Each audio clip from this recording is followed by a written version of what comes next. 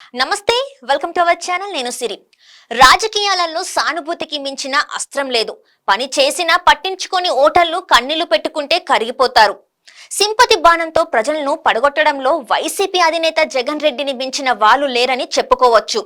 జనాన్ని ఓదార్చడం కోసం చేసిన యాత్రలో ప్రజలే ఆయన్ని ఓదార్చారు. ఒక్క ఛాన్స్ అని వేడుకోగానే భారీ మెజారిటీతో అధికారం కట్టబెట్టారు.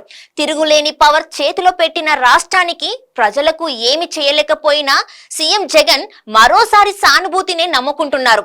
మరి ఏపీ ప్రజలు జగన్ పై జాలి పడతారా, ఓట్లతో ఓదార్పిస్తారా? 10 ఏళ్ల పాలన తర్వాత ఏపీ సీఎం జగన్ మరోసారి సింపతి పైనే ఆధారపడుతున్నారు.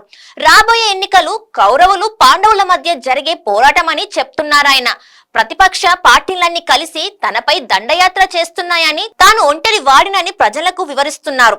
ప్రజలు తన వెంట ఉన్నంత వరకు తాను ఒంటరిని కాదంటూ పబ్లిక్ సపోర్ట్ కోరుతున్నారు జగన్ రెడ్డి. తనని తాను ఒంటరని, బలహీనుడని అన్నట్లు చెప్పుకుంటూ జనాలే తనను రక్షించాలని వేడుకుంటున్నారు ముఖ్యమంత్రి. అయితే ప్రతిపక్షంలో ఉన్నప్పుడు ఇలాంటి విజ్ఞప్తులకు ప్రజలు పాజిటివ్ రెస్పాన్స్ ఇస్తారు. కానీ అధికార పార్టీ అధినేతకు అంత సానుకూలత ఉండదని చెప్పుకోవచ్చు. ప్రతిపక్షంలో ఉండగా ఓదార్పు యాత్ర, పాదయాత్ర అంటూ ఏదో ఒక కార్యక్రమంతో తరచూ ప్రజల మధ్య వచ్చేవారు వైసీపీ అధినేత. 2019లో సీఎం అయ్యాక పబ్లిక్ నుంచి డిస్టెన్స్ మెయింటైన్ చేస్తున్నారు. వందలాది మంది పోలీసుల మధ్యలో పరదాల చాటున తిరుగుతున్నారు. పబ్లిక్ మీటింగ్ లో లక్షల మంది ఉంటే గాని ముఖ్యమంత్రి మొహం చూపించరు. కనీసం వేలల్లో జనాలు వస్తే గాని సామాన్యులకు ఆయన దర్శన భాగ్యం దక్కే పరిస్థితి లేదు. అధికార పార్టీ ఎమ్మెల్యేలు, ఎంపీలు సైతం సీఎం అపాయింట్మెంట్ కోసం ఏళ్ల తరబడి ఎదురు చూడాల్సి ఉంటుందంటే ఆయన ప్రజలకు ఎంత దూరంగా వెళ్లారో అర్థం చేసుకోవచ్చు. ప్రతిపక్ష నాయకులను నోటుకొచ్చిన బూతులు తిట్టడం వైసీపీ నాయకులకు చాలా సాధారణ విషయం. వైసీపీ పాలనపై చిన్న విమర్శ చేసిన ఆ పార్టీ నాయకులకు నోటికి పని చెప్తారు. ఒక్కోసారి ఏకంగా ఇంటి మీద పడి రచ్చరచ్చ చేస్తారు. జగన్ ప్రభుత్వ విధానాలను ప్రశ్నించినా, అక్రమాలు, అరాచకాలు ఎదురు నిలిచినా కేసులు, అరెస్టులే సమాధానం అవుతాయి. తప్పుడు కేసులతో మాజీ సీఎం, టీడీపీ అధినేత చంద్రబాబును జైల్లో పెట్టిన విషయాన్ని రాష్ట్ర ప్రజలెవరూ మర్చిపోలేదు. అందరినీ వేధించి అన్ని తప్పులు చేసిన వైసీపీ అధినేత ప్రజలే తనకు రక్షణగా నిలిచి తన తప్పులకు వాళ్లే శిక్ష అనుభవించాలని కోరుకుంటున్నారు. జగన్ పాలనలో రాష్ట్రంలోని అన్ని వర్గాల ప్రజలు కష్టాలు, నష్టాలు ఎదుర్కొన్నారు.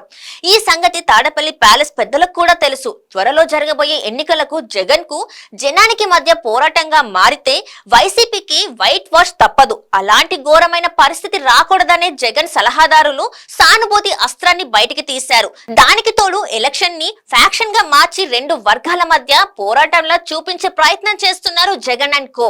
కులాలు, మతాల పేరుతో జనాన్ని విడదీసి తమ పబ్బం గడుపుకునే ప్రయత్నం చేస్తున్నారు.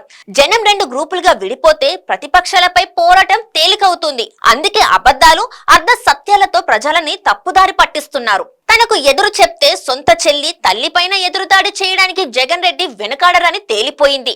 అటువంటి వ్యక్తిపై జనాలు మరోసారి జాలి చూపిస్తే తర్వాత ఆ ప్రజలపై వైసీపీ బ్యాచ్ ఏ మాత్రం కనికరం చూపించదు. సొంత బాబాయిని హత్యను రాజకీయంగా వాడుకొని ఆ ఘోరం చేసిన వాళ్లను వెనకేసుకొచ్చిన జగన్ పై సానుభూతి చూపిస్తే రాష్ట్ర పరిస్థితి దయనీయంగా మారడం ఖాయం. మరోసారి జగన్ రెడ్డి మాటలకు కరిగిపోతారా, మళ్ళీ మోసపోవడానికి జనం సిద్ధంగా ఉన్నారా అంటే నో అనే సమాధానం వస్తుంది. మెజారిటీ ప్రజలు జగన్ ప్రభుత్వాన్ని ఇంటికి పంపించాలని ఫిక్స్ అయ్యారని అంటున్నారు రాజకీయ పరిశీలకులు.